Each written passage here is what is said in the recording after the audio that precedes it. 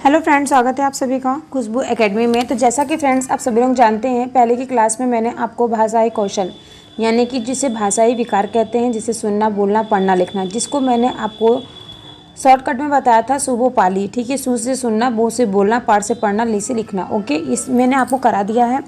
और इसके बाद फ्रेंड्स इसके आगे का चैप्टर जो है वो मैं स्टार्ट करती हूँ। ठीक है, आप थोड़ा सा मैं आपको बताते हुए चलती हूँ। जैसा कि आप सभी लोग जानते हैं कि हमारे चैनल पे आपको हिंदी पेडागोजी की सारी क्लासेस जो है अवेलेबल हैं। सभी क्लासेस मैंने आपको दे दी हैं। ठीक है, अब रहेगी फ्रेंड्स बात आप सभी की हिंदी ग्रामर की। तो हिंदी ग्रामर के लिए फ्रेंड्स मैं हमेशा आपको बताती हूँ कि हिंदी ग्रामर के लिए मैंने आपको हिंदी ग्रामर की प्लेलिस्ट बना रखी है, उसमें आपको सभी टॉपिक कवर हो जाएगा। ओके, अब बात बचती है आपकी, मतलब आपका कौन सा टॉपिक बचता है, केवल बचता है गद्य और पद। तो उसको गद्य और पद जो फ्रेंड्स हो मैं 1-2 क्लास में आपको कंफर्म करा दूंगी, अच्छे से समझा दूंगी। ठीक है, 4 या 5 क्वेश्चन ले लूँगी, उसका क्वेश्चन पेपर लेके आपको मैं करा दूंगी सॉल्व। ठीक है, तो फ्रेंड्स आप लोग ये बताइए, आपका जितना आयोग अभी तक आपका जो हिंदी पेडागोजी का सारा चैप्टर कंप्लीट हो चुका है। ठीक है, ये लास्ट रह गया है, जिसको थोड़ा सा टॉपिक बचा हुआ है उसको मैं आज करा दूंगी आपका।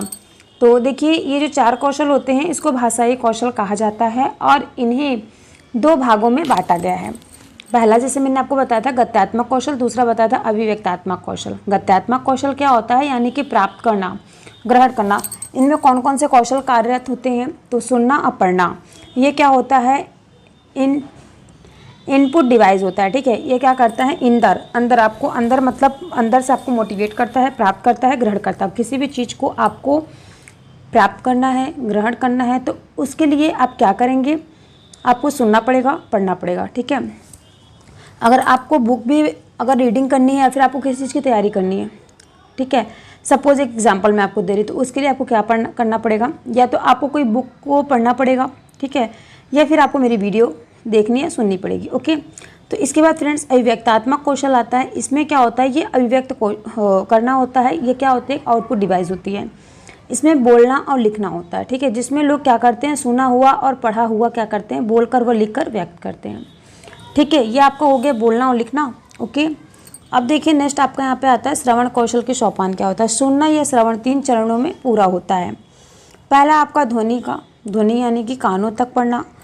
कानों तक जब आपको ध्वनि पड़ेगी तो फिर उसका क्या करेंगे, आप अर्थ ग्रहण करेंगे। उसके बाद आप उसका प्रयोग करना सीखेंगे। ओके, यहाँ तक आपको सभी को समझ में आ गया। इसके बाद फ्रेंड्स नेक्स्ट होता है, हमारे आसपास बहुत सी ध्वनियाँ हो रही होती हैं। यदि हमें किसी विशेष ध्वनि को सुनना है तो हमें उस पर ध्यान देना पड़ेगा। फ्रेंड्स मैं आप सभी से थोड़ा सा क्षमा चाहती हूँ, प्लीज़ सॉरी, क्योंकि आपकी 2-3 दिन की क्लास जो है बीच में गैपिंग हो गई है। क्योंकि फ्रेंड्स क्या है, छठ पूजा चल रही थी, उसमें छठ पूजा क्या मेरा भी व्रत रहता है। तो फ्रेंड्स 3 दिन का जो व्रत था मेरा, तो मैं उसके बीच में वीडियो नहीं बना पाई थी और आपकी क्लास अटेंड नहीं कर पाई थी। ओके, तो उसके लिए I am really very sorry, but मैं आपका जो चैप्टर है ये कंप्लीट करा दूँगी। ठीक है, तो चलिए क्लास को हम अटेंड करते हैं, बट थोड़ा सा क्लास 2-3 दिन नहीं हो पाई है, उसके लिए मैं सॉरी बोल रही हूँ आप लोगों से। और जितना मैं करा रही हूँ उतना आप सभी के एग्ज़ाम के लिए अवेलेबल है। ओके, तो देखिए अब यहाँ बात करते हैं सस्वर वाचन किसे कहते हैं। सस्वर वाचन जो है फ्रेंड्स वो होता है बोलकर पढ़ना, यानी कि गद्य, उपन्यास, कहानी, नाटक, निबंध, पद, गीत, कविता का पाठ पढ़ाते समय शिक्षक क्या करता है, सस्वर यानी कि आदर्श वाचन करता है। इससे सभी बच्चों के श्रवण कौशल का क्या होता है, विकास होता है। जैसे इसमें आपका सस्वर वाचन में प्रश्नोत्तर विधि, कहानी कहना व सुनना आ गया। तो देखिए फ्रेंड्स आप सबके मन में आता है प्रश्नोत्तर विधि क्या होती है। ठीक है, प्रश्नोत्तर विधि जो फ्रेंड्स होता है, इसमें क्या होता है, इसमें कोई भी परीक्षा तैयार करने से पहले क्या होता है, प्रिपरेशन ऑफ टेस्ट की प्रक्रिया होती है। यहाँ तक कि जो कक्षा के भीतर की भी मुख्यतः 3 चरणों में संपादित होती है। तो जो कक्षा के अंदर जो 3 चरणों में संपादित वो क्या होता है, तो उसको फ्रेंड्स मैंने आपको बता दिया है। यहाँ पे हम शॉर्टकट में आपको बताते हुए चलते हैं कि कहानी कहना व सुनना क्या होता है। श्रुत लेख, सुनकर लिखना, सुलेख यानी कि इमला। भाषण क्या होता है, मौखिक अभिव्यक्ति को विकसित करने की विधि। वाद विवाद क्या होता है, ये भाषण की भांति वाद विवाद भी श्रवण कौशल शिक्षण की उपयोगी विधि है। जैसे कि आप लोग कौन बनेगा करोड़पति वाला सीरियल, नाटक, जो भी पिक्चर होता है उसको देखे होंगे और आपको पता होगा। ओके, इसके बाद नेक्स्ट फ्रेंड्स यहाँ हम बात करेंगे आदेश निर्देश किसे कहते हैं। नेक्स्ट है पाठ्य सहगामी क्रियाएं। भाषण, वाद विवाद आदि के अतिरिक्त नाटक, मंचन, गीत, कविता, पद, अंत्याक्षरी, समाचार वाचन आदि पर आयोजित कार्यक्रमों के माध्यम से भी श्रवण कौशल का विकास किया जा सकता है। ठीक है, तो पाठ्य सामग्री क्रियाएं किस प्रकार से फ्रेंड्स की जाती हैं, तो देखिए यहाँ पे बताया गया ना, भाषण हो गया, ठीक है, वाद विवाद हो गया, और इसके बाद क्या होता है, इसके अतिरिक्त जैसे नाटक मंचन कराया जाता है बच्चों को। फिर उसके बाद फ्रेंड्स है कविता, पद्य, अंताक्षरी, समाचार वाचन आदि पर जो आयोजित कार्यक्रमों के माध्यम से भी श्रवण कौशल का विकास किया जा सकता है। ठीक है, तो आई होप फ्रेंड्स यहाँ तक आप सभी को समझ में आ गया। नेक्स्ट आगे बढ़ते हैं। नेक्स्ट देखिए यहाँ पे दिया गया है मौखिक अभिव्यक्ति कौशल यानी कि बोलना। मुख्य भाग, ध्वनियों के माध्यम से मुख्य अवयवों की सहायता से उच्चारित भाषा का प्रयोग करने मौखिक अभिव्यक्ति कहलाती है। मौखिक अभिव्यक्ति क्या है फ्रेंड्स, भाषा का मूल रूप है।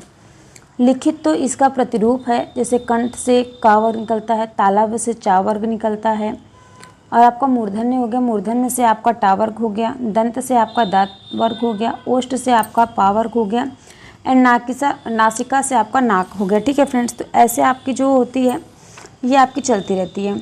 ठीक है, इसको आपने हिंदी ग्रामर अगर आपने पढ़ा होगा तो आपको काफ़ी अच्छे से समझ में आया होगा। ठीक है, हिंदी में आप लोग क्या करते होंगे, हिंदी जब आपने पढ़ी होगी तो आपको उस टाइम काफ़ी अच्छा समझ में आया होगा। जैसे कि फ्रेंड्स जो भाषा होती है ना, भाषा दोष शैक्षिक विकास को भी प्रतिकूल रूप से प्रभावित करता है। वो मुख्यतः भाषा दोष निम्नलिखित प्रकार के होते हैं। ध्वनि परिवर्तन होता है, अस्पष्ट उच्चारण होता है, हकलाना, तुतलाना, तीव्र गति एवं अस्पष्ट वाणी। ठीक है, इसके बाद देखिए फ्रेंड्स नेक्स्ट यहाँ पे दिया गया है मौखिक अभिव्यक्ति कौशलात्मक की उपयोगिता क्या होती है। तो ये देखिए फ्रेंड्स, समाज व परिवार के सदस्यों के साथ अपने विचारों के आदान प्रदान करने के लिए मनुष्य मौखिक अभिव्यक्ति का ही सर्वाधिक प्रयोग करता है। नेक्स्ट कह रहा है कि विभिन्न प्रकार के व्यवसायों में निर्देशन का माध्यम मौखिक भाषा की ही होती है। अतः मौखिक अभिव्यक्ति जो है वो कौशल का समुचित विकास, व्यावसायिक क्षेत्रों में उन्नति के साधन के रूप में उपयोगी होती है। जो आप विभिन्न प्रकार के जो व्यवसायों को निर्देशन का माध्यम बनाते हैं तो उनकी जो मौखिक भाषा ही होती है, जो उसकी मौखिक अभिव्यक्ति यानी कि कौशल का समुचित विकास, व्यावसायिक क्षेत्रों में उन्नति के साधन के रूप में उपयोगी की जाती है। ठीक है फ्रेंड्स, इसके बाद नेक्स्ट देखिए फ्रेंड्स, नेक्स्ट हम बात करेंगे, यहाँ पे दिया गया है पढ़ना पढ़ाना। ठीक है, पढ़ना और पढ़ाना जो होता है ये अलग प्रक्रिया होती है। जो पढ़ना है फ्रेंड्स और पढ़ाना है, इस प्रक्रिया में मौखिक अभिव्यक्ति कौशल का महत्वपूर्ण स्थान होता है। अब देखिए फ्रेंड्स मौखिक कौशल क्या होता है, इसमें मैं आपको बता दूं मौखिक के बारे में। ठीक है, थोड़ा सा यहाँ पे मौखिक शब्द आ गया है आपको, तो मैं इसके बारे में आपको बताती हूँ।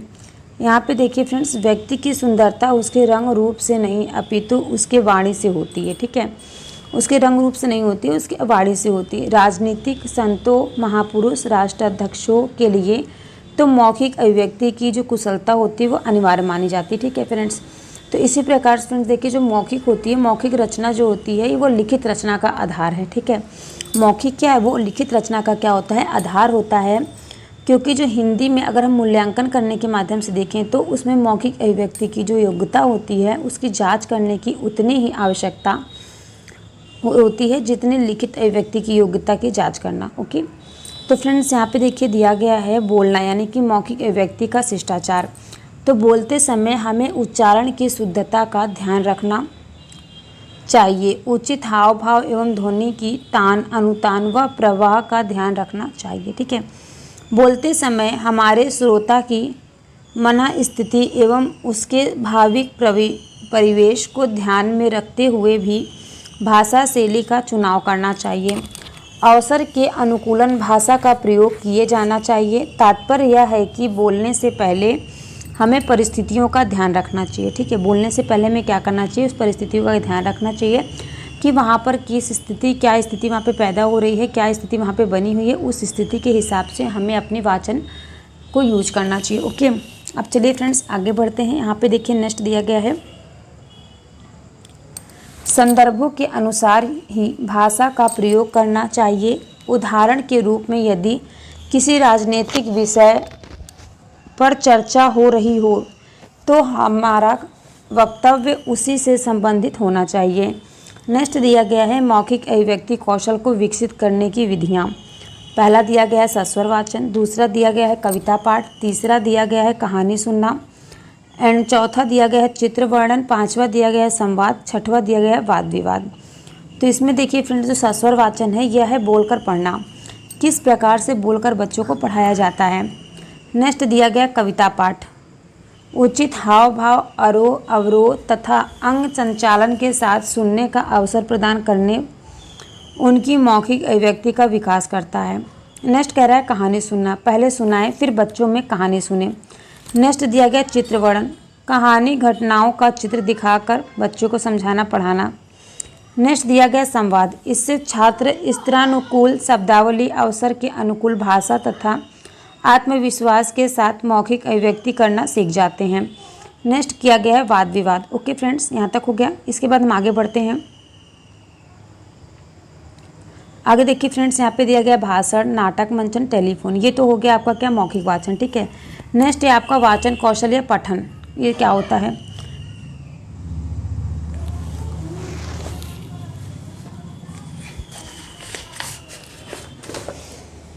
दी जा सकती है। तो इसके बारे में फ्रेंड्स हम आपको बता रहे थे, कल की क्लास में हमारा यही चर्चा चल रहा था। तो जैसा कि मैंने आपको बताया था भाषा और व्याकरण के बारे में, ठीक है। तो जिसमें मैंने आपको बता दिया था कि किसी भाषा को सीखने के लिए हमें जिस नियमावली को जानना होता है वह क्या कहलाती है, वह हमारी व्याकरण कहलाती है। तो ये फ्रेंड्स हम लोग कल की क्लास में डिस्कस कर चुके थे, ठीक है।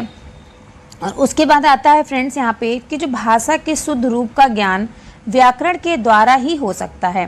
तो इतना तो सभी लोग जानते हैं कि हम जो भाषा जो बोली हम लोग यूज करते हैं, मैं आपको बोल दूँ, जैसा कि मान लीजिए जो हम लोग की मातृभाषा है, जो हमारी क्षेत्रीय भाषा है, जो हमारी सामाजिक भाषा जो मेरे आसपास बोली जाती है, उसमें क्या हम किसी प्रकार का व्याकरण का यूज करते हैं? नहीं ना। हम लोग कोई भी भाषा किसी भी प्रकार से कहीं पे भी यूज कर लेते हैं, ठीक है। तो वो क्या हो गया फ्रेंड्स, उसमें हम लोग किसी प्रकार का व्याकरण नहीं यूज कर रहे हैं, ठीक है। वो हमारी अर्जन है, उसको हमने खुद से सुन के बोल के सीखा है। लेकिन अगर हम भाषा अधिगम की बात करें, भाषा अधिगम जो हमारी लैंग्वेज भाषा अधिगम की रहती है उसको हम व्याकरण कहते हैं।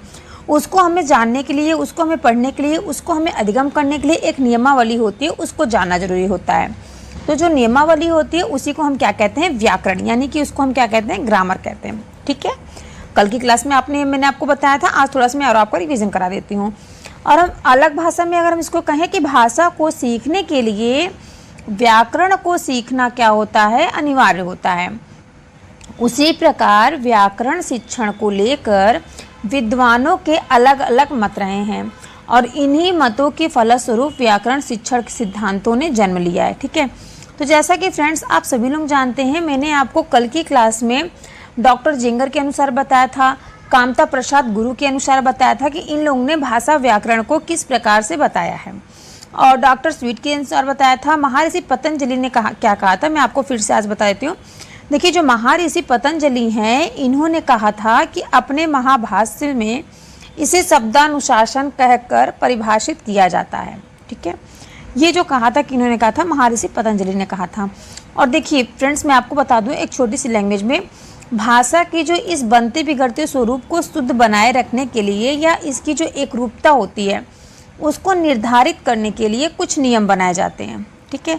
जैसे कि मैं आपको बता दूं कुछ नियम, अगर आप लोग मेरी जो हिंदी ग्रामर की मैंने जो प्लेलिस्ट बना के रखी है चैनल पे, आप लोग अगर उस प्लेलिस्ट में देखेंगे तो उसमें मैंने आपको संज्ञा, सर्वनाम, क्रिया विशेषण, रस, छंद, अलंकार, सोरठा, पर्यायवाची, विलोम शब्द और भी बहुत सी चीज़ें हैं जो मैंने आपको उसमें टॉपिक वाइज पूरा पढ़ाया है।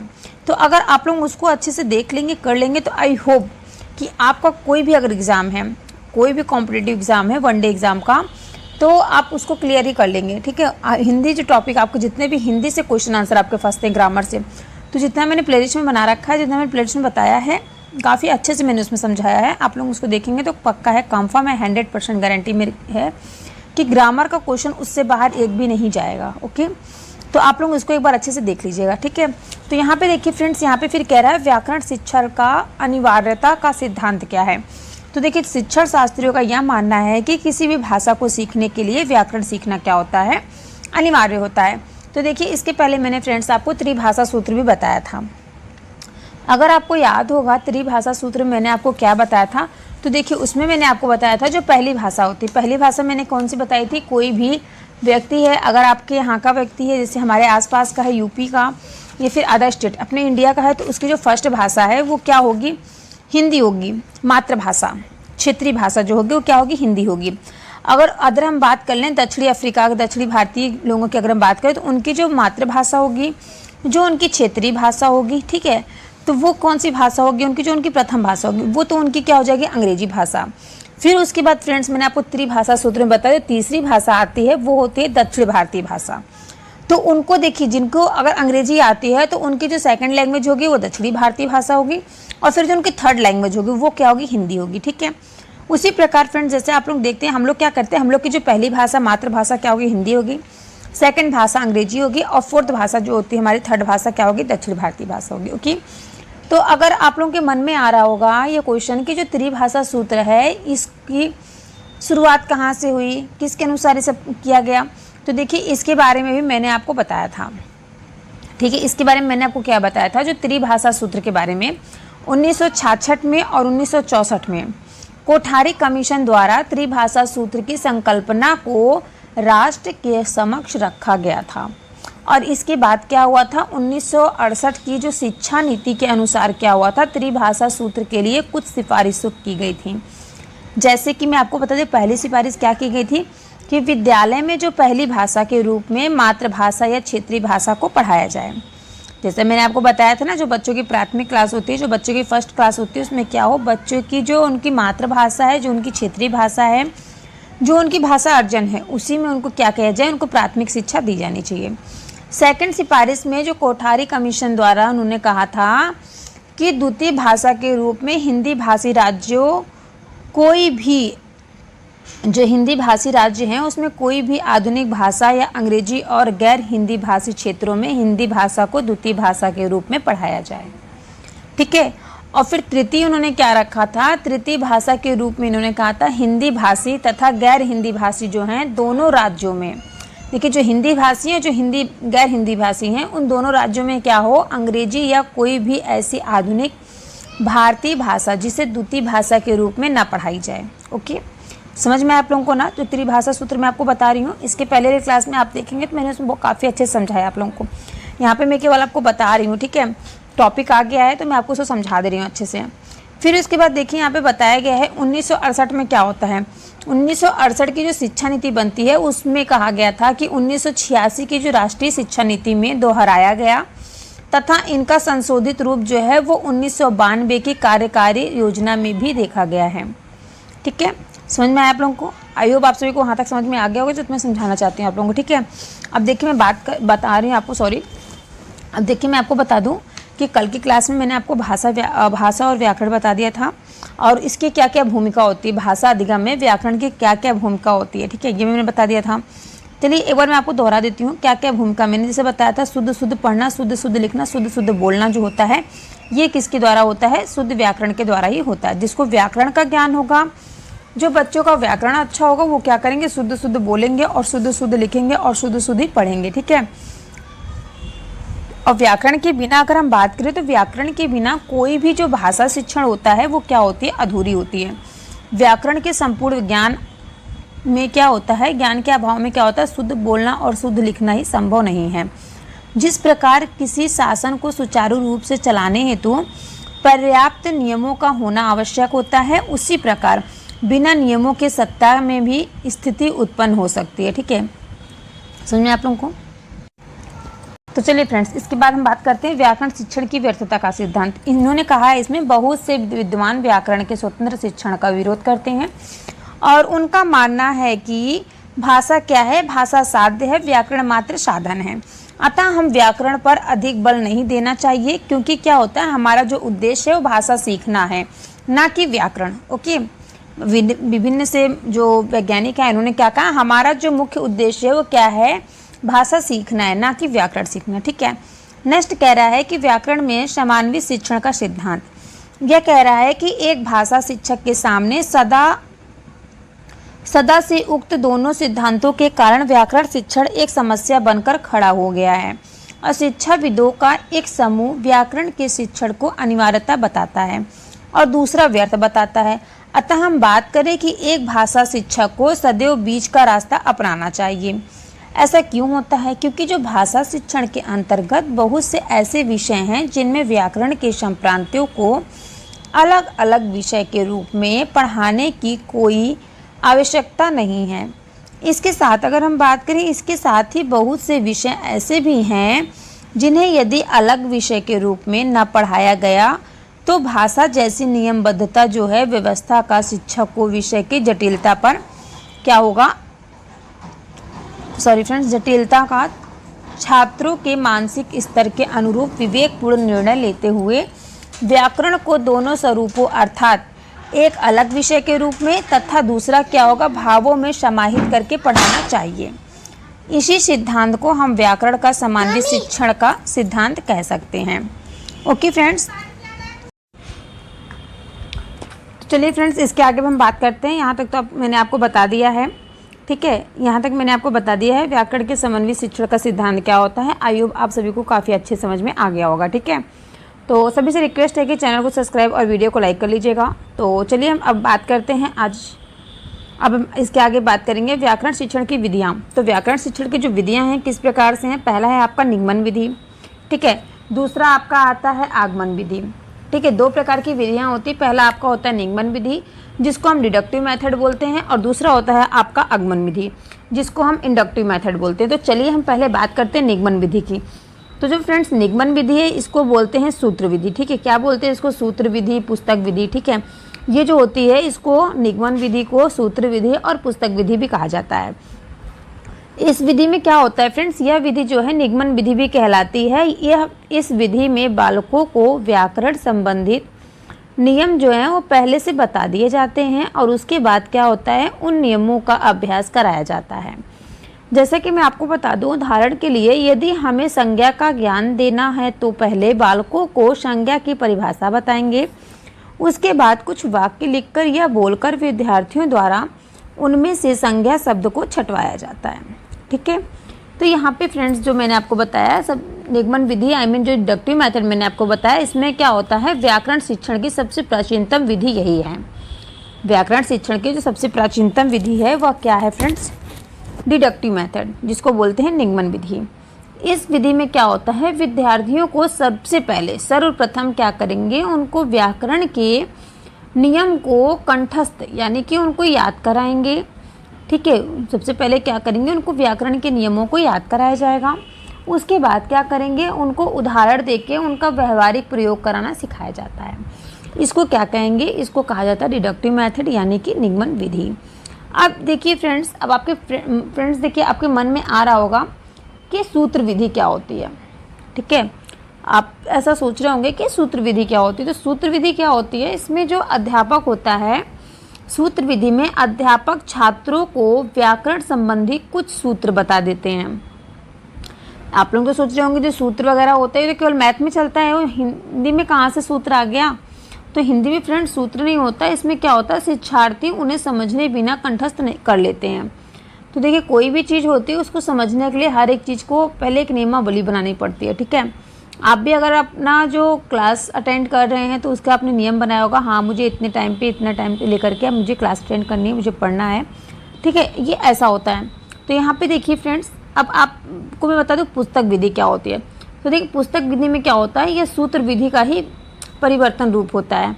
इस विधि में क्या होता है, नियमों का ज्ञान कराने के बाद छात्रों को व्याकरण की पुस्तक दे दी जाती है और छात्र उसमें से नियमों को याद कर लेता है।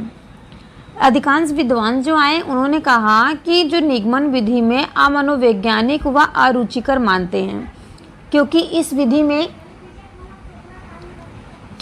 विधि में क्या होता है, नियम केवल याद करवाए जाते हैं और इस प्रणाली में चिंतन, निरीक्षण और नियमीकरण का अवसर नहीं मिलता।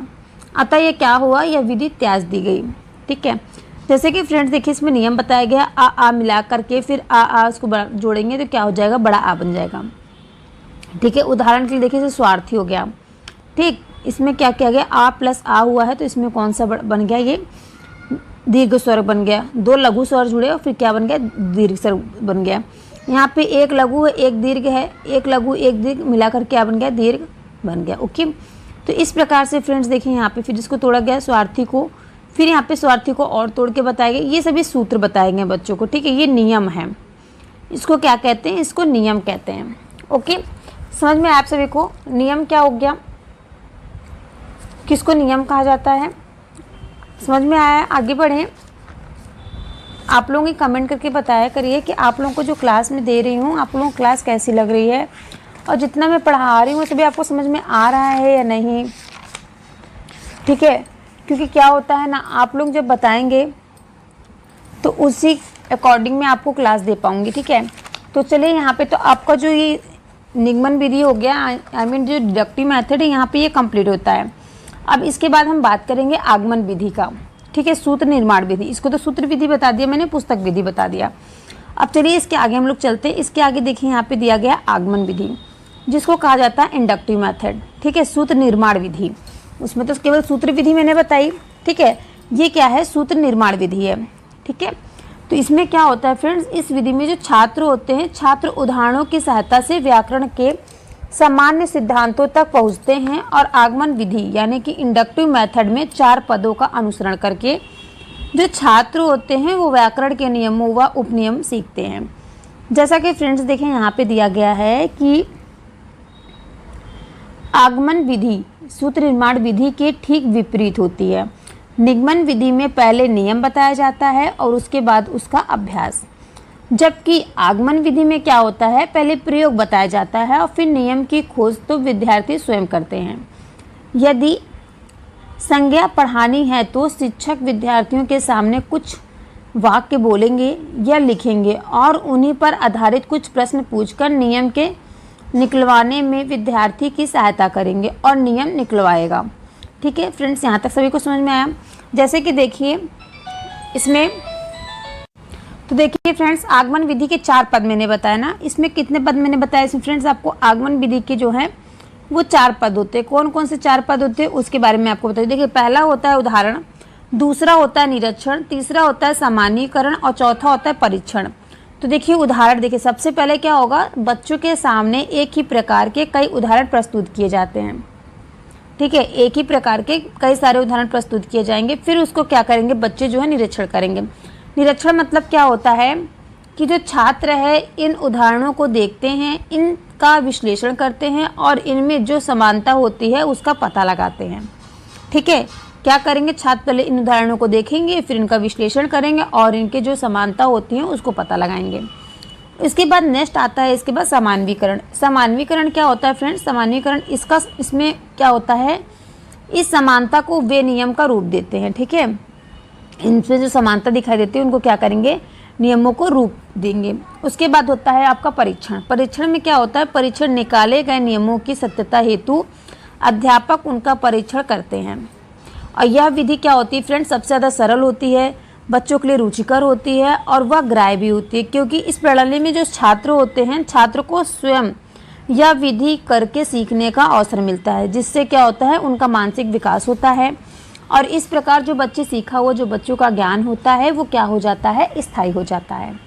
ठीक है, इतना तो आप लोग जानते हैं, जो भी अगर कार्य आप करके सीखते हैं वो क्या होता है, आपका स्थायी ज्ञान हो जाता है और रुचिकर बना रहता है। क्योंकि इस प्रणाली में क्या होता है, कुछ शिक्षण सूत्र जो होते हैं वो ज्ञात से अज्ञात, मूर्त से अमूर्त, सरल से कठिन आदि का पालन किया जाता है इसमें। ठीक है, जैसे कि फ्रेंड्स मैंने आपको बताया ना, सरल से कठिन की ओर, पहले इनको देखिए तोड़ना बताया जाएगा, फिर उसको जोड़ना बताया जाता है। ठीक है, तो इसको क्या कहा गया है फ्रेंड्स, मूर्त से अमूर्त की ओर, ज्ञान से अज्ञात की ओर, सरल से कठिन की ओर जाता है। ठीक है, तो फ्रेंड्स यहाँ तक आप सभी को समझ में आया? आई होप आप सभी को जो आज की क्लास है ये सभी आपको बहुत अच्छे से समझ में आया होगा। तो देखिए थोड़ा सा मैं आपको बता देती हूँ कि व्याकरण शिक्षण की जो प्रक्रिया होती है वो किस प्रकार से होती है। देखिए जो व्याकरण शिक्षण की प्रक्रिया होती है उसमें कुछ सोपानों का प्रयोग करना अनिवार्य होता है। जैसे कि जो पूर्व ज्ञान होता है उसमें क्या होता है, विद्यार्थियों को सर्वनाम पढ़ाने से पहले संज्ञा शब्द का पहले ज्ञान कराना चाहिए। प्रस्तावना क्या होता है फ्रेंड्स, इसमें क्या होता है, पूर्व ज्ञान के आधार पर प्रश्नों का विकास कराया जाता है। इसके बाद नेक्स्ट आपका आता है उद्देश्य कथन। इसमें क्या होता है, जो समस्यात्मक प्रश्न होते हैं उसको मुख्य प्रकरण से संबंधित कराते हुए उद्देश्य कथन बोले जाते हैं, जो संक्षिप्त व सारगर्भित होते हैं। ठीक है फ्रेंड्स, तो आई होप फ्रेंड्स आज की क्लास जो है आप सभी को अच्छी लगी होगी, आप सभी को समझ में आया होगा। और फ्रेंड्स मैं आपको नेक्स्ट क्लास में मिलती हूँ। अच्छा फ्रेंड्स, एक सेकंड, मैं आपको इसमें से ना रिलेटेड क्वेश्चन आंसर पूछे गए हैं आपको हिंदी व्याकरण से, उसको मैं आज की क्लास में करा देती हूँ। कल की क्लास जो आपकी होगी वो मैं मूल्यांकन पढ़ाऊंगी, ठीक है। तो 1 मिनट फ्रेंड्स, मैं आपको सभी जितने भी प्रीवियस ईयर क्वेश्चन आंसर है वो मैं आपको करा देती हूँ। देखिए फ्रेंड्स, यहाँ पे क्वेश्चन दिया गया है जो आपका सीटेट जनवरी 2012 में पूछा गया था। मंदिरा जो है वो पहली कक्षा में पढ़ती है और मुझे आम बहुत अच्छा लगता है, मैं थक गई आदि वाक्यों का प्रयोग करती है। तो मदिरा जो है वो किस वाक्यों का प्रयोग कर रही है? तो चलिए इसका ऑप्शन पढ़ते हैं, और ऑप्शन पढ़ के आप लोगों को अगर आंसर पहले पता है तो आप लोग कमेंट करके बताइएगा, नहीं पता है तो क्या करेंगे आप लोग, मैं आंसर आप लोगों को बताती हूँ, ठीक है। देखिए, तो पहला ऑप्शन दिया गया है, लिंग वचन क्रिया आदि की दृष्टि से सर्वनाम का प्रयोग करना जानती है। नेक्स्ट लिखा हुआ है दिया गया ऑप्शन कि केवल सर्वनाम का ही प्रयोग जानती है। थर्ड ऑप्शन दिया गया है, केवल लिंग की दृष्टि से ही सर्वनाम का समुचित प्रयोग करना जरूरी है। फोर्थ ऑप्शन दिया गया है, केवल मैं वाले वाक्य ही बोल सकती है। तो फ्रेंड्स देखिए, इसमें आपका जो आंसर करेक्ट होगा वो होगा फर्स्ट ऑप्शन जो है ये करेक्ट होगा, क्योंकि देखिए मंदिरा जो है वो पहली कक्षा में पढ़ती है और वो बोल रही है कि मुझे आम बहुत अच्छा लगता है और मैं थक गई, ठीक है, ऐसा वो बोल रही है। तो इसमें क्या कर रहा है, इसने लिंग वचन क्रिया आदि की दृष्टि से जो सर्वनाम का प्रयोग करना ये क्या करती है, जानती है। तो इसमें फर्स्ट ऑप्शन जो है वो करेक्ट होगा। ओके फ्रेंड्स, तो इसी प्रकार चलिए मैं नेक्स्ट क्वेश्चन को भी आपको करा देती हूँ। देखिए फ्रेंड्स, नेक्स्ट क्वेश्चन आपका दिया गया, ये भी आपका सीटेड नवंबर, सॉरी फ्रेंड्स, यहाँ देखिए नेक्स्ट क्वेश्चन दिया गया आपका सीटेड नवंबर 2012 में पूछा गया है। इसमें कह रहा है कि भाषा के व्याकरण की समझ को, देखिए इसमें पूछा जा रहा है कि जो भाषा के व्याकरण है उसकी समझ को क्या कहा जाता है। फर्स्ट ऑप्शन दिया गया है, केवल लघुत्तर प्रश्नों के माध्यम से आंका जाना चाहिए। सेकंड कह रहा है, निबंधात्मक प्रश्नों के माध्यम से आंका जाना। थर्ड ऑप्शन कह रहा है कि संदर्भ पूर्वक प्रश्नों के माध्यम से आंका जाना। एंड फोर्थ ऑप्शन कह रहा है कि केवल वस्तुनिष्ठ प्रश्नों के माध्यम से आंका जाना चाहिए। तो फ्रेंड्स देखिए, इसमें कौन सा ऑप्शन जो है वो करेक्ट रहेगा। तो देखिए, क्वेश्चन कह रहा है कि भाषा जो है, भाषा के व्याकरण की समझ को, तो इसमें जो है फ्रेंड्स, जो भाषा के व्याकरण की समझ को संदर्भ पूर्वक प्रश्नों के माध्यम से आंका जाना चाहिए, ठीक है। तो इसमें कौन सा ऑप्शन, आपका थर्ड ऑप्शन जो है ये करेक्ट हो जाएगा। आई होप फ्रेंड्स आप सभी को क्लास कैसी लगी होगी, कमेंट करके जरूर बताइएगा, और सभी से रिक्वेस्ट है कि चैनल को सब्सक्राइब, वीडियो को लाइक करना ना भूलें। मिलते हैं हम आप सभी से नेक्स्ट क्लास में। कल की क्लास में मैं आपको मूल्यांकन पढ़ाऊंगी अच्छे से, ठीक है। आज की क्लास में आपको जितना मैंने बताया, आई होप आप सभी को बहुत अच्छी लगी क्लास, समझ में भी आया होगा, ठीक है। कमेंट करके आप लोग जरूर बताइएगा, ठीक।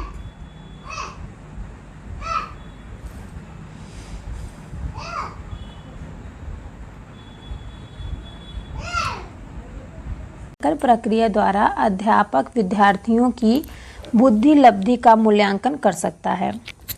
नेक्स्ट कह रहा है, सतत मूल्यांकन से विद्यार्थी की प्रगति की सीमा और स्तर के निर्धारण में नियमित सहायता मिलती है।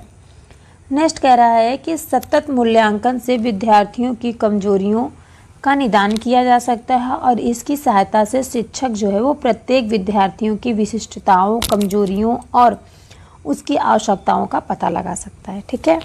तो आप सभी को भाषा शिक्षण में मूल्यांकन की क्या आवश्यकता होती है, क्या महत्वता होती है, क्या उद्देश्य होता है, आई होप आपको ये समझ में आ गया होगा, ठीक है। अब अगर मैं मानती हूँ अगर आपको इससे एग्जाम में क्वेश्चन आंसर मिल जाएगा तो शायद आप कर लें, ठीक है। तो चलिए इसके बाद हम बात करते हैं सतत एवं व्यापक मूल्यांकन क्या होता है। तो यहाँ पे कह रहे हैं कि जो मूल्यांकन है, मूल्यांकन अध्यापन एवं अधिगम प्रक्रिया का एक अभिन्न अंग है। शिक्षण अधिगम प्रक्रिया का अंतिम सोपान जो है वो मूल्यांकन ही है। सीबीएसई ने अध्ययन और अध्यापन के मूल्यांकन हेतु सतत एवं व्यापक मूल्यांकन की अनुशंसा की है। इस मूल्यांकन के दो भाव होते हैं, पहला कौन सा होता है, सतत होता है, दूसरा कौन सा होता है, व्यापक होता है, ठीक है। जैसा कि मैंने आपको बताया भी कि क्या है, यह एक सतत चलने वाली प्रक्रिया है, ठीक है। नेक्स्ट देखिए, यहाँ कह रहा है इस मूल्यांकन के दो भाव हैं, पहला सतत और दूसरा क्या, व्यापक।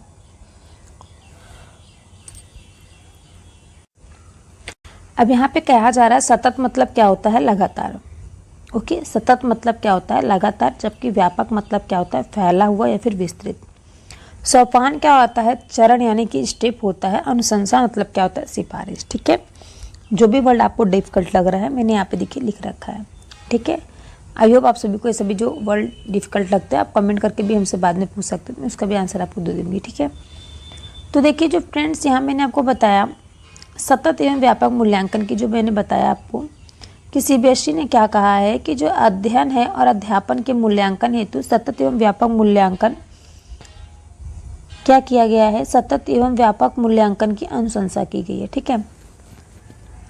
तो आई होप फ्रेंड्स यहाँ तक आप सभी को समझ में आ गया। अब देखिए हम बात करते हैं सतत मूल्यांकन क्या होता है, ठीक है। सतत मूल्यांकन क्या होता है, इस मूल्यांकन द्वारा जो विद्यार्थी होते हैं, जो शिक्षार्थी होते हैं, उन शिक्षार्थी का सर्वांगीण विकास होता है। और अधिगम क्या होता है, सतत प्रक्रिया है, अर्थात यह एक निरंतर चलने वाली प्रक्रिया होती है। इसलिए शिक्षार्थियों का जो मूल्यांकन भी निरंतर होना चाहिए। अब देखिए फ्रेंड्स यहाँ पे कह रहा है सतत मूल्यांकन के प्रकार। सतत मूल्यांकन के प्रकार जो होते हैं कितने होते हैं, पहला निदानात्मक मूल्यांकन, दूसरा रचनात्मक मूल्यांकन, तीसरा संकलनात्मक मूल्यांकन। तो देखिए फ्रेंड्स सतत मूल्यांकन क्या होता है, सबसे पहले मैं आपको बता दूं मूल्यांकन के प्रकार। तो देखिए परीक्षण का अर्थ क्या होता है, ज्ञान, क्षमता व प्रदर्शन का किसी भी विधि से मापन करना, ठीक है। किसी भी विधि से जो मापन किया जाता है उसको क्या कहेंगे, मूल्यांकन कहते हैं। भाषा शिक्षण के मामले में जांच को कक्ष के ही विस्तार के रूप में देखा जाना चाहिए। जो सीखने वाले व सिखाने वाले, ठीक है, जो सीखने वाले हैं और जो सिखाने वाले, जो टीचर्स हैं स्टूडेंट हैं, दोनों के लिए जो उपयोगी होता है, सूचनाएं प्रदान करने में सहायक हो और जिनकी उपयोग पढ़ाने के तरीके और सामग्री को विकसित करने हेतु किए जा सके। तो इसको क्या कहते हैं फ्रेंड्स, इसको हम कहेंगे परीक्षण मूल्यांकन के प्रकार, ओके, सतत मूल्यांकन के प्रकार। अब यहाँ देखिए फ्रेंड्स दिया गया है सतत मूल्यांकन का उद्देश्य यह जानना है कि बच्चे कैसे सीखते हैं। सतत मूल्यांकन में सबसे अधिक भाषा प्रयोग की क्षमता है। नेक्स्ट कह रहा है सतत का अर्थ होता है निर्धारण की नियमितता, इकाई यूनिट, परीक्षण आवृत्ति, अधिगम के अंतराल का निदान, संस्थाओं समस्याओं का पता लगाना, सुधारात्मक उपायों का उपयोग, पुनः परीक्षण और स्वयं मूल्यांकन, ठीक है। ये किसका अर्थ बता रहा है फ्रेंड, सतत का अर्थ बता रहा है। सतत और व्यापक मूल्यांकन क्या होता है, ठीक है। तो देखिए इसका उद्देश्य होता है बच्चों द्वारा भाषा सीखने की प्रक्रिया को जानना और समझना। क्या कहलाता है आपका,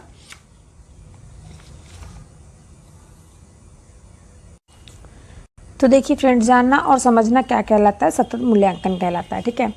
देखिए अब मैं आपको बता दूं सतत और व्यापक मूल्यांकन क्या होता है। तो देखिए आज अगर हम बात करें, आज जो है हमारे समक्ष पारंपरिक परीक्षा प्रणाली और मूल्यांकन पद्धति दोनों बदलने की चुनौती उभर कर आई है। माध्यमिक स्तर पर क्या होता है, सतत एवं जो व्यापक मूल्यांकन को अपने साथी विद्यालयों में लागू करते हुए सीबीएसई ने यह स्पष्ट संदेश दिया है कि मूल्यांकन करते समय विद्यार्थी के सर्वांगीण विकास को ध्यान में रखा जाना चाहिए, ना कि केवल उसके कौन से गुण को, उसके मानसिक गुण, यानी कि उसके मतलब आप वो उसके नंबर के आधार पर क्या करेंगे, बच्चों का आप काउंटिंग नहीं कर सकते हैं, उसका मूल्यांकन नहीं कर सकते। बच्चों जो है विद्यार्थी के सर्वांगीण विकास को ध्यान में रखा जाना चाहिए। अधिगम एक सतत प्रक्रिया है, इसलिए मूल्यांकन भी क्या होगी, सतत होनी चाहिए।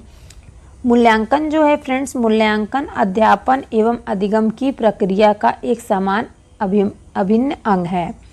अगर हम बात करें सतत एवं जो व्यापक मूल्यांकन में मूल रूप से विद्यार्थी के ज्ञान की परीक्षा के स्थान पर उसके अधिगम की प्रक्रिया को मूल्यांकन के लिए चुना गया है।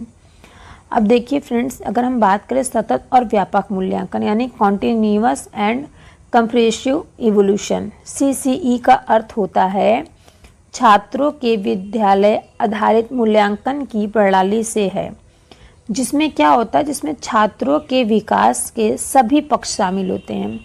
यहाँ हम बात कर सकते हैं, यहाँ जो है एक बच्चे की विकास प्रक्रिया है जिसमें दोहरे उद्देश्य पर बल दिया जाता है। ये उद्देश्य एक और मूल्यांकन में निरंतरता और व्यापक रूप से सीखने के मूल्यांकन पर तथा दूसरी ओर व्यवहार के परिणामों पर आधारित है। यहाँ निरंतरता का अर्थ इस पर बल देना है कि छात्रों की वृद्धि और विकास के अभिज्ञात पक्षों का मूल्यांकन एक बार के कार्यक्रमों के बजाय एक निरंतर प्रक्रिया है, जिसे क्या कहते हैं, जिसे संपूर्ण अध्यापन अधिगम प्रक्रिया में निर्मित किया गया है। और हम यह भी कह सकते हैं कि यह शैक्षिक सत्रों की पूरी अवधि में फैली हुई है। इसका अर्थ होता है मूल्यांकन की नियमितता, अधिगम अंतरालों का निदान करना, सुधारात्मक उपयोग का उपयोग करना, स्वयं मूल्यांकन के लिए अध्यापकों और छात्रों के साक्ष्य का फीडबैक अर्थात प्रतिपुष्टि प्रदान करना। ठीक है, अगर हम दूसरा पद अगर हम बात करें व्यापक, ये तो मैंने आपको सतत बता दिया। अब हम बात करेंगे अगर व्यापक की। व्यापक क्या होता है?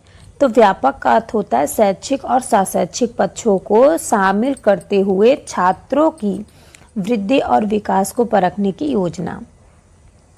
जैसे कि ये जो क्षमताएं होती हैं, मनोवृत्तियां और सोच अपने आप को लिखित शब्दों के अलावा अन्य रूपों में प्रकट करती है।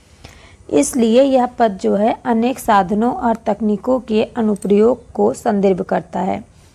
परीक्षणकारी और गैर परीक्षणकारी दोनों हो सकते हैं। यह सीखने के क्षेत्रों में छात्रों के विकास के मूल्यांकन पर लक्षित है, जैसे ज्ञान, समझ, व्याख्या, अनुप्रयोग, विश्लेषण, मूल्यांकन एवं सृजनात्मकता। ठीक है, तो देखिए फ्रेंड्स, जैसा मैंने आपको यहाँ बताया है कि सतत और यहाँ एक मिनट सॉरी फ्रेंड्स, देखिए यहाँ पे मैंने बताया ना सतत एवं मूल्यांकन के प्रकार कितने होते हैं। ठीक है, इसके पहले मैंने आपको क्या बताया, सतत मूल्यांकन बताया। सॉरी फ्रेंड्स, इसके पहले देखिए यहाँ पे सतत एवं व्यापक मूल्यांकन मैंने आपको बताया। ठीक, अब यहाँ में हम लोग आ गए हैं जांच एवं परीक्षण पे। तो देखिए सतत एवं व्यापक मूल्यांकन जो होता है, इसमें सामाजिक उपयोगिता, वांछनीयता या एक कार्यक्रम की प्रभावशीलता का निर्धारण करना और छात्र सीखने की प्रक्रिया तथा सिखाने के परिवेश के बारे में उपयुक्त निर्णय लेना। ठीक है, ये आपका क्या कहलाता है, सतत एवं व्यापक मूल्यांकन यहाँ पे आपका खत्म होता है। ठीक है, अब देखिए यहाँ पे बात हो रही है, आप कह रहे हैं यहाँ पे कहा जा रहा है, यहाँ पे क्या फ्रेंड्स यहाँ पे बात हो रही है निदानात्मक मूल्यांकन की। तो जिन शिक्षार्थियों ने अधिगम की प्रगति आशानुरूप नहीं होता है, ऐसे शिक्षार्थियों में अधिगम संबंधी समस्याओं का विश्लेषण करने के लिए मूल्यांकन का प्रयोग किया जाता है तथा इसके उपरांत उन्हें उपचारात्मक शिक्षण प्रदान किया जाता है। जैसे कि अब यहाँ बात हो रही निदानात्मक परीक्षण, वह परीक्षण होता है जिसके द्वारा छात्रों की समस्या का चयन किया जाता है। इस परीक्षण का जो माध्यम होता है वो बहुविकल्पीय प्रश्न होता है। जैसे कि फ्रेंड्स निदान मतलब होता है जांच परीक्षण। ठीक है, बच्चों की जांच की जाए। ठीक है, इसको क्या बोलते हैं, निदानात्मक परीक्षण। इसके द्वारा छात्रों की जो समस्याएं होती हैं, समस्याओं का निदान यानी कि उनकी समस्याओं का जांच किया जाता है, इसलिए इसे निदानात्मक परीक्षण कहते हैं। ठीक है फ्रेंड्स, नेक्स्ट कह रहा है यह जो है औपचारिक व अनौपचारिक दोनों प्रकार से किया जा सकता है। एक शिक्षक द्वारा कारण जानना ही निदान कहलाता है। नेक्स्ट है रचनात्मकता मूल्यांकन। कौन सा फ्रेंड्स यहाँ पे आपको बताने जा रही हूँ, रचनात्मक मूल्यांकन। इसके पहले फ्रेंड्स जो मैंने आपको बताया ना जांच सूची, चेकलिस्ट उसको बोलते हैं, जिसमें क्या होता है अध्यापक बालक के सभी तथ्य जैसे भाषा के प्रयोग, सामाजिकता, संवेगात्मक, खेल के दौरान व्यवहार बच्चों का कैसा है आदि को लिखते जाता है, जिसके बाद में एकत्रित कर बालक का मूल्यांकन किया जाता है। इस विधि से बालक का उचित मूल्यांकन होता है। ठीक है, अब देखिए यहाँ पे दिया है रचनात्मक मूल्यांकन। रचनात्मक मूल्यांकन क्या होता है इसके बारे में मैं आपको बताती हूँ। ठीक है, जैसे कि देखिए फ्रेंड्स रचनात्मक मूल्यांकन जो होता है इसको कहते हैं फॉर्मेटिव इवोल्यूशन। ठीक है, क्या कहते हैं, फॉर्मेटिव इवोल्यूशन। इसका जो फीडबैक होता है वह उपलब्ध कराता है जो विद्यार्थियों को शिक्षा प्राप्ति की त्रुटियों को समझने और उन्हें दूर करने में सहायता देता है। ठीक है, इसमें क्या होता है, इस मूल्यांकन के द्वारा अधिगम की प्रगति का आकलन यानी प्रगति का निर्धारण किया जाता है और इस मूल्यांकन से प्राप्त परिणामों के आधार पर शिक्षार्थियों को फीडबैक दिया जाता है। इस मूल्यांकन हेतु गृह कार्य क्लास टेस्ट, दंत कार्य, क्विज टेस्ट आदि का प्रयोग किया जाता है। इस मूल्यांकन से शिक्षक अपने शिक्षार्थी विधि एवं शिक्षार्थी अपने संज्ञानात्मक व्यवहारों में सुधार करते हैं। तो देखिए फ्रेंड्स, यहाँ पे जो रचनात्मक मूल्यांकन है इसको हम रूपात्मक आकलन भी कहा जाता है।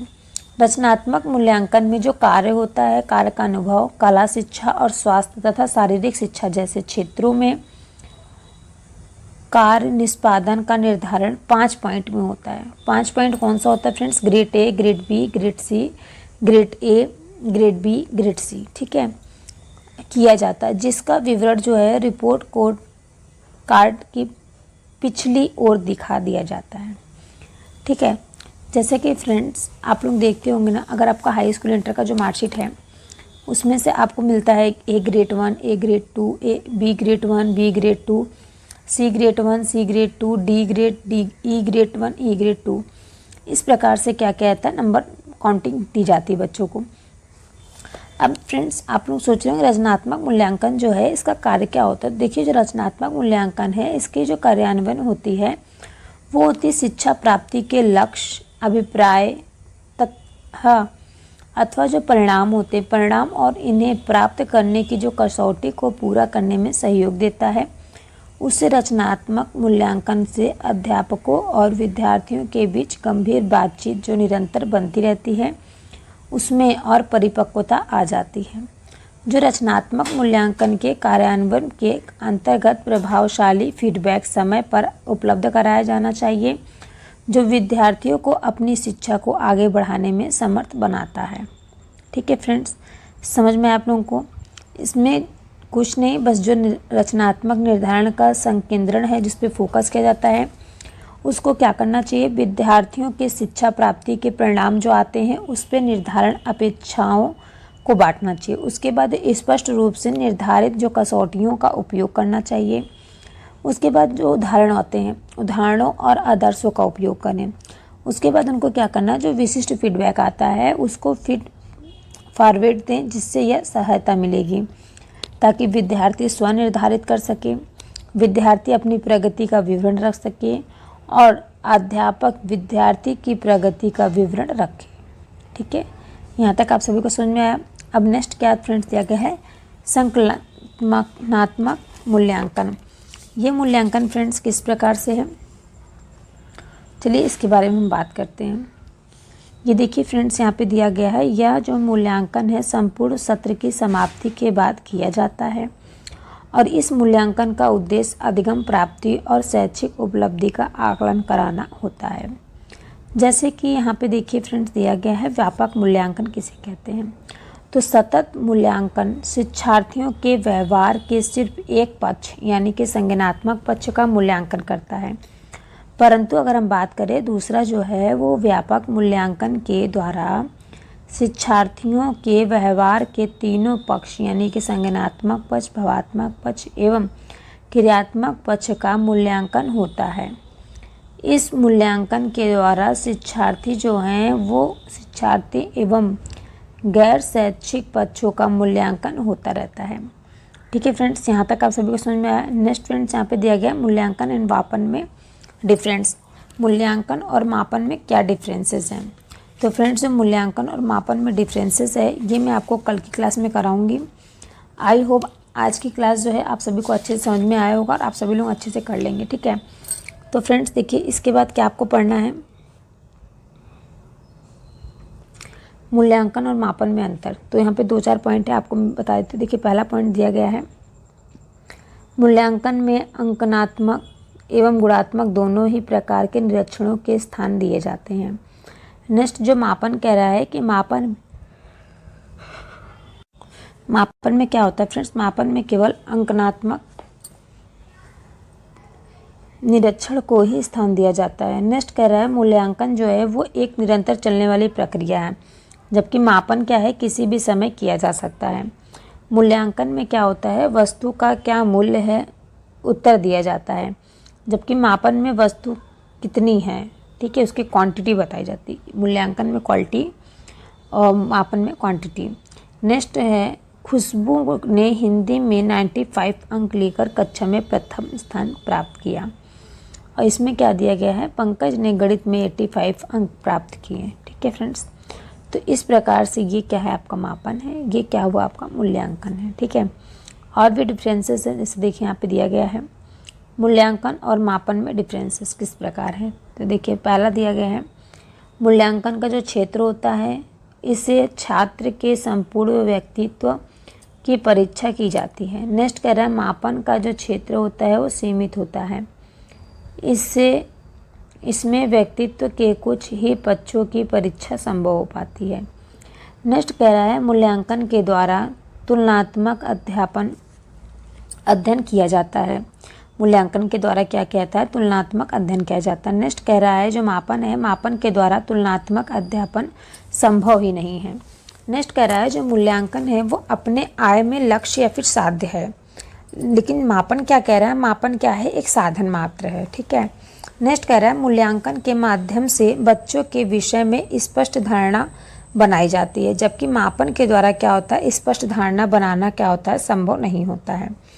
नेक्स्ट कह रहा है, मूल्यांकन में अधिक श्रम एवं समय की आवश्यकता होती है, जबकि मापन कह रहा है मापन में श्रम व समय की अधिक आवश्यकता नहीं होती है। नेक्स्ट कह रहा है कि मूल्यांकन का जो उद्देश्य होता है वो केंद्रित होता है, जबकि मापन का जो पाठ्य वस्तु होता है वो केंद्रित नहीं होता है। ठीक है, तो आई होप फ्रेंड्स आज की क्लास आप सभी को अच्छी लगी होगी। कमेंट करके ज़रूर बताइएगा क्लास कैसी लगी, और सभी से रिक्वेस्ट है कि चैनल को सब्सक्राइब और वीडियो को लाइक ज़रूर कर लीजिएगा। मिलते हैं हम आप सभी से नेक्स्ट क्लास में। ठीक है।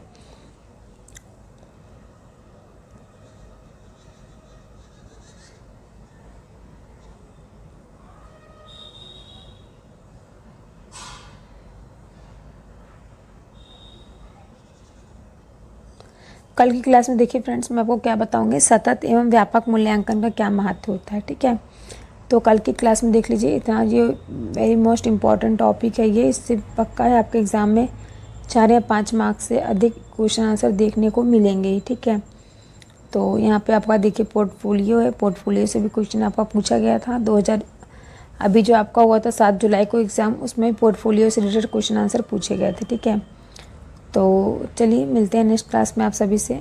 आई होप आज की क्लास आप सभी को अच्छी लगी होगी। ये तो मैं आपको पढ़ा चुकी हूँ ना, कहानी शिक्षण, कविता शिक्षण, व्याकरण शिक्षण।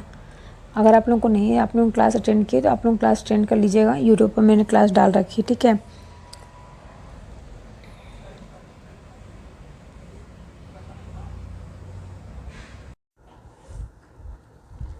हेलो फ्रेंड्स, स्वागत है आप सभी का खुशबू एकेडमी में। आज फ्रेंड्स इसमें मैं आपको बताऊंगी भाषाई कौशल के बारे में। तो जैसा कि फ्रेंड्स आप सभी लोग जानते हैं, आपकी जो क्लासेस चल रही हैं हिंदी पेडागोजी की। ठीक है, हिंदी पेडागोजी में फ्रेंड्स आपका सभी चैप्टर कंप्लीट हो चुका है, तो अब ये लास्ट चैप्टर फ्रेंड्स आपका रह गया है भाषाई कौशल। ठीक है, तो इसके बारे में आज मैं आपको बताऊँगी। इसके बाद आपका रह जाएगा जो हिंदी ग्रामर, जिसमें कि फ्रेंड्स मैंने आपको बताया था गद्य पद और हिंदी ग्रामर आपका जो आता है वो आपका 15 नंबर में पूछा जाता है। ठीक है, उसको मैं भी कंप्लीट करा दूंगी, इसको 2 या 3 क्लास में आपको कंप्लीट हो जाएगा।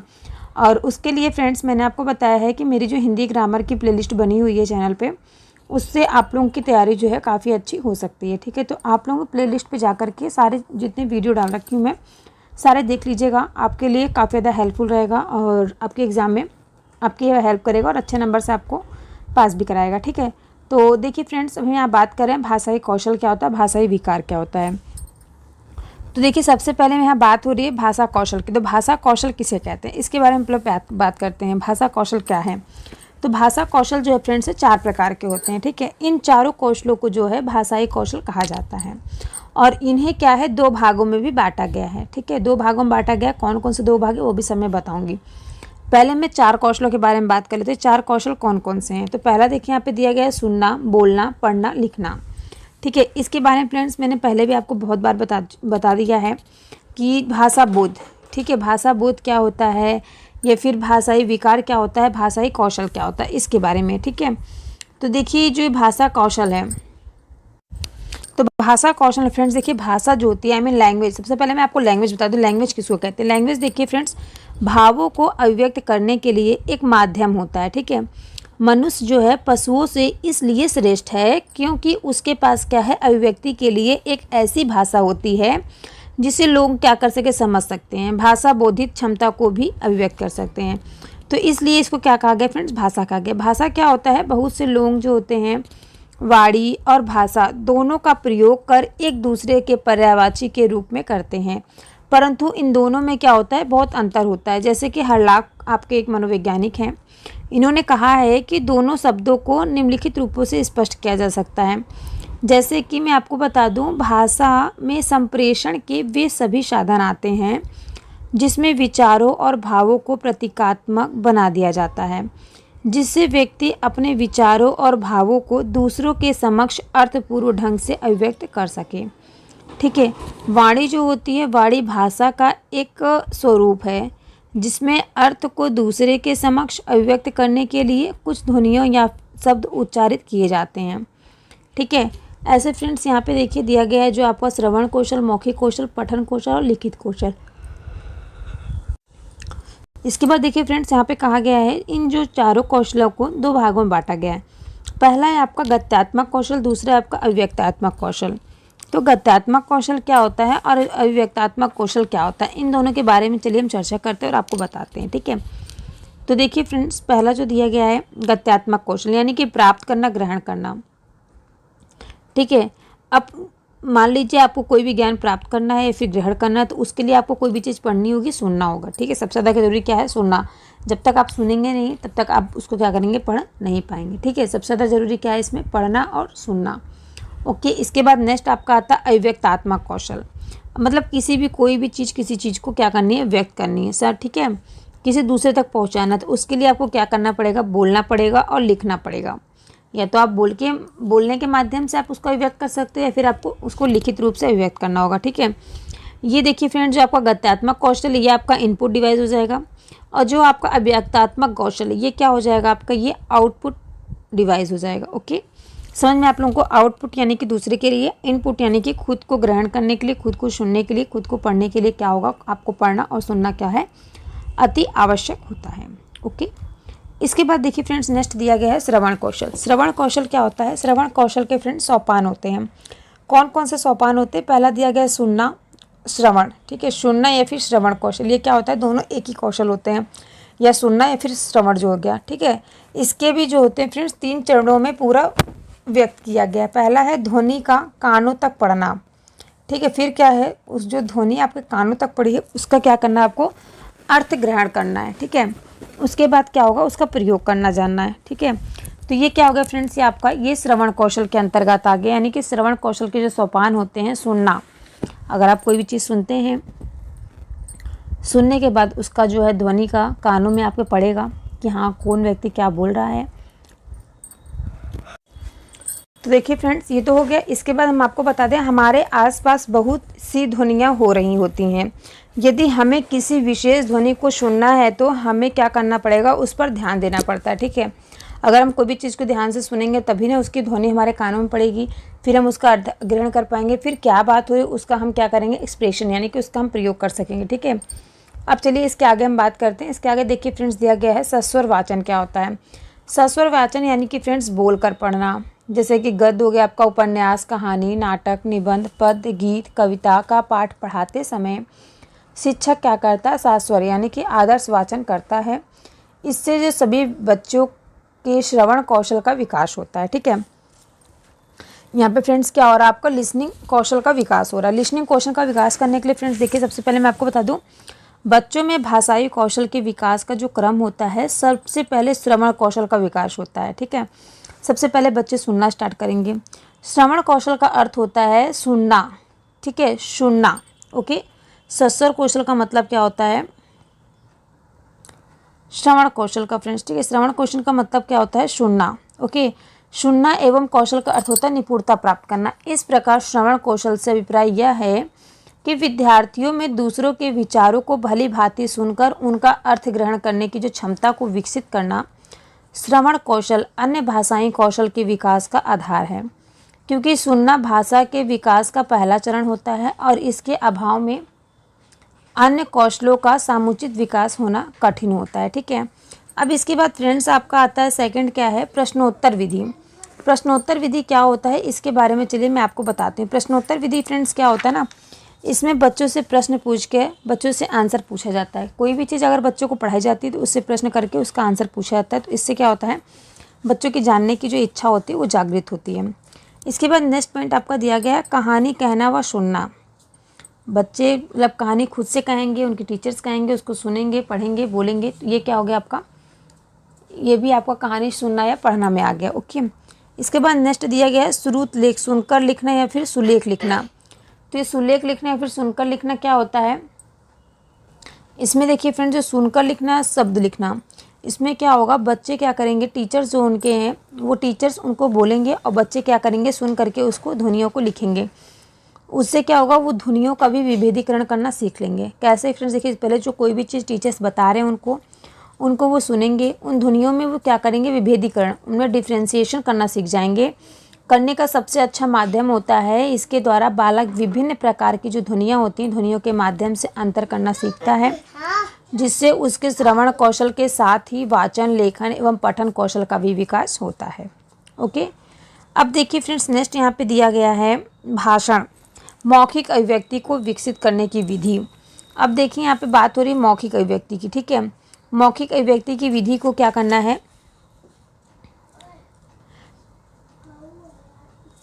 कौशल शिक्षण की उपयोगी विधि क्या होती है, जैसे कि आप लोग देखते होंगे भाषण वगैरह, जैसे आपके माननीय मुख्यमंत्री जी हैं वो देते हैं, पीएम मोदी जी हैं वो देते हैं, आपके राष्ट्रपति जो हैं द्रौपदी मुर्मू जी, उन भी फ्रेंड्स, जैसे कि आप लोग देखते होंगे टीवी पे, समाचार पत्र पे, फिर आप लोग समाचार पत्र पढ़ते होंगे, उसमें देखते होंगे उन्होंने यहाँ पे भाषण दिया, ऐसा कहा वैसा कहा।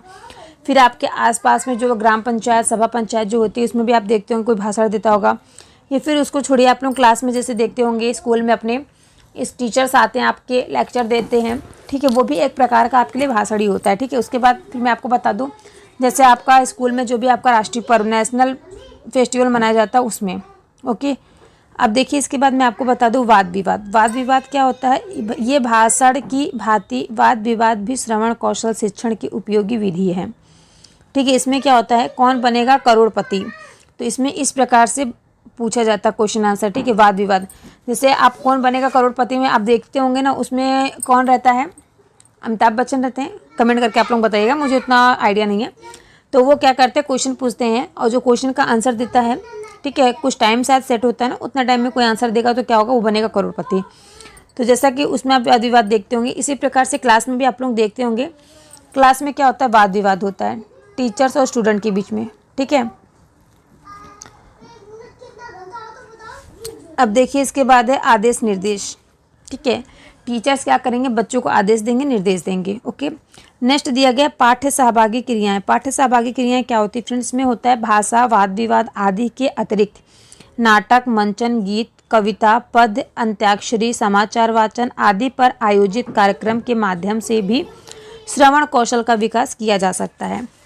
ठीक है, जिस प्रकार से आप लोग देखते होंगे महत्वपूर्ण जानकारी प्राप्त करने में बालक लोग क्या करते हैं, बालक लोगों के द्वारा कही गई बातों एवं रेडियो, ऑडियो जैसे उपकरणों को सुनकर समाज, सामाजिक व्यवहार, जीवन आदि से संबंधित उपयोगी जानकारी प्राप्त करता है। ओके, अब जैसे कि फ्रेंड्स मैं आपको बता दूं भाषा विकास में बोलने की भूमिका क्या होती है। तो देखिए जैसे आप लोग सीखते होंगे स्पीकिंग स्किल्स देखे होंगे, जैसे भाषाई कौशल जो है उसमें वाचिक कौशल से अभिप्राय विद्यार्थियों द्वारा मौखिक रूप से अर्थात बोलकर अपने भावों को अभिव्यक्त करने से होता है। जैसे कि वाचिक या मौखिक कौशल द्वारा जो व्यक्ति है वो अपने विचारों एवं भावों को अभिव्यक्त करने के साथ ही लोगों से संवाद स्थापित करता है। मौखिक कौशल में दक्षता विद्यार्थियों में आत्मविश्वास का संचार करता है। ओके, अब यहाँ पे बात करूँगी बच्चों में सुनकर प्राप्त किए गए ज्ञान का मूल्यांकन करने में सहायता। किस प्रकार से बच्चे जो है सुन करके ज्ञान को प्राप्त करने के बाद ज्ञान का मूल्यांकन करने में किस प्रकार से सहायक होते हैं, तो इस पे हम बात करेंगे। ठीक है, तो देखिए इसमें क्या होता है, जो सहायक बोलने एक ऐसी प्रक्रिया होती है जिसके माध्यम से छात्रों में सुनकर प्राप्त किए गए ज्ञान का मूल्यांकन करने में सहायता मिलती है। इसके माध्यम से एक शिक्षक बच्चों में भाषा संबंधित त्रुटियों की जांच करता है तथा इसके द्वारा वह कक्षा में एक हुई शिक्षण प्रक्रिया का मूल्यांकन भी कर सकता है। ओके, ठीक है फ्रेंड्स, आई होप आप सभी को यहाँ तक समझ में आ गया बच्चों में सुनकर प्राप्त किए गए ज्ञान का मूल्यांकन किस प्रकार से किया जाता है। ठीक है, तो क्या मैंने आपको बताया, जैसे कि जो सहायक बोलने वाली एक ऐसी प्रक्रिया जिसके माध्यम से छात्रों में सुनकर प्राप्त किए गए ज्ञान का मूल्यांकन करने में सहायता मिलती है। और इसके माध्यम से मैंने आपको क्या बताया कि इसके माध्यम से जो एक शिक्षक है वो बच्चों में भाषा संबंधित त्रुटियों की जांच करता है तथा इसके द्वारा वह कक्ष में हुई शिक्षक प्रक्रिया का भी मूल्यांकन कर सकता है। ओके, चलिए इसके आगे हम बढ़ते हैं। इसके आगे देखिए क्या दिया गया है, मौखिक अभिव्यक्ति कौशल। ओके, मौखिक अभिव्यक्ति कौशल क्या होता है, इसका मुख्य भाग क्या फ्रेंड्स कहा गया है, ध्वनियों के माध्यम से मुखावयवों की सहायता से उच्चारित भाषा का प्रयोग करना मौखिक अभिव्यक्ति कहलाती है।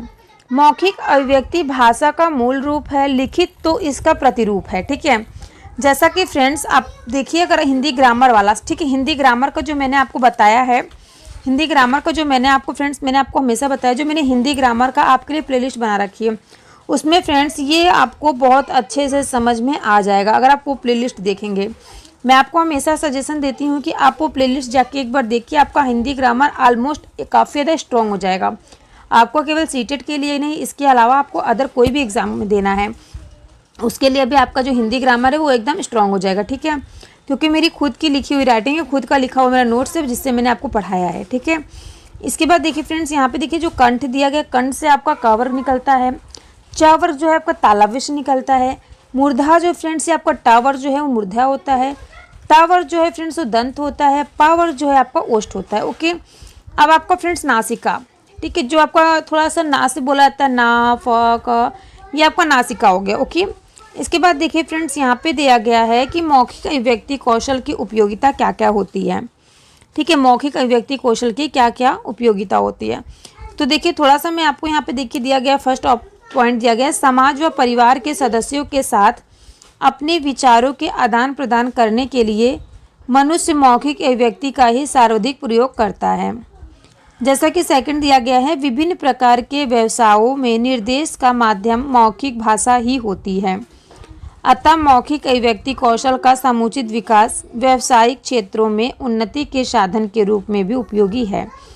तो देखिए फ्रेंड्स, सबसे पहले मैं आपको बता दूं, जो भाषा होती है, अगर भाषा में किसी प्रकार का दोष है तो उसको दूर कैसे किया जा सकता है। तो देखिए यदि कोई बालक है अपने स्वर यंत्रों पर नियंत्रण नहीं रख पाता है तो उसमें क्या होता है, लैंग्वेज डिसऑर्डर होता है, जिसको बोलते हैं भाषा दोष उत्पन्न हो जाता है। तो देखिए फ्रेंड्स, मैं आपको भाषा दोष जो है इसको मैं काफ़ी अच्छे से आपको एक क्लास उसकी दूंगी। ठीक है, क्योंकि वो क्या है, आपका एग्जाम में 3 या 4 मार्क्स उससे क्वेश्चन आंसर आते हैं। ठीक है, भाषा दोष से जो ग्रसित बालक होता है वो समाज में असहज महसूस करते हैं, उनमें क्या होती है, हीनता की भावना का विकास हो जाता है और वे सामान्यतः अंतर्मुखी स्वभाव के हो जाते हैं। ठीक है, और भाषा दोष शैक्षिक विकास को भी प्रतिकूल रूप से प्रभावित करता है। मुख्यतः जो आपका भाषा दोष है वो निम्नलिखित रूप से होता है। कितने प्रकार से होता है फ्रेंड्स, जैसे कि आप लोग देखते होंगे बहुत से बच्चों में ध्वनि परिवर्तन होती है। ठीक है, उसके बाद आप देखते होंगे बच्चों में अस्पष्ट उच्चारण बच्चे नहीं कर पाते हैं, कुछ बच्चे तुतला कर बोलते हैं, कुछ बच्चे क्या करते हैं, तीव्र एवं अस्पष्ट वाणी बोलते हैं, कुछ बच्चे क्या करते हैं, हकलाते हैं। ठीक है, ये सभी जितने भी उच्चारण दोष के कारण होते हैं उसको मैं अलग अलग आपको एक एक करके अच्छे से समझाऊंगी और बताऊंगी। ठीक है, तो चलिए इसके आगे मैं आपको बताती हूँ